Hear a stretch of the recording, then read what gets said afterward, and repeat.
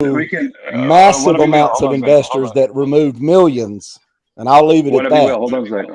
Hold on a second. Hold on a second. We can go to the chain and see the data. Correct. Yeah.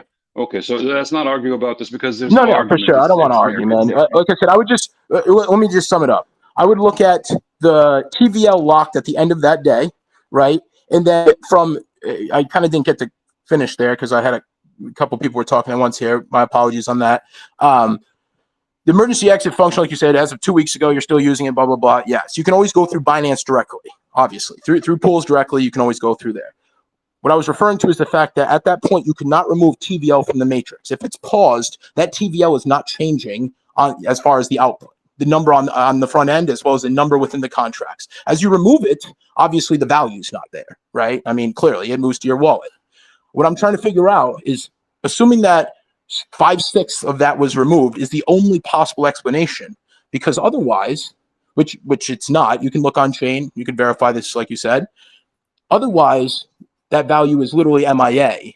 The depreciation of those is not anywhere near that amount. Let me respond to your question. So the farm was paused. That means rewards emissions was paused. That's one. Now, there's a list and there's a grid view for farms after the pause. It turned out that when you change it to the grid view, the function that pauses that part was not activated. So people were still able to go to the grid view and abandon the list view of on the UI UX to take out whatever they've got there. I'm telling you this because I see it happen immediately. It was paused. People were still able to withdraw their drip BUSDLP within few minutes after the pause or hours after the pause. I think it's about a day, roughly, actually, right?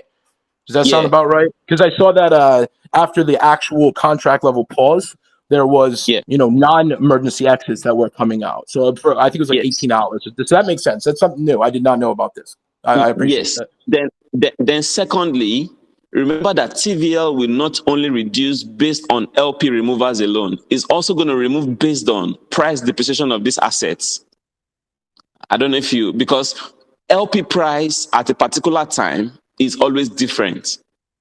So as people are actually, and for a fact that the LP removal is going to be proportionate to the sell pressure you are going to see on some of these assets. I don't know if that makes sense. So even though everything else is locked, they can keep reducing in value, not only because LP are being removed, but also because there's a depreciation that is happening with the price of the assets. So even if LP removal only contributed to removing 1/6, price depreciation can actually drag it way lower. Because TVL, like I said, it's not just, it's not unilateral in terms of what affects it. Not just, assets being removed. It is how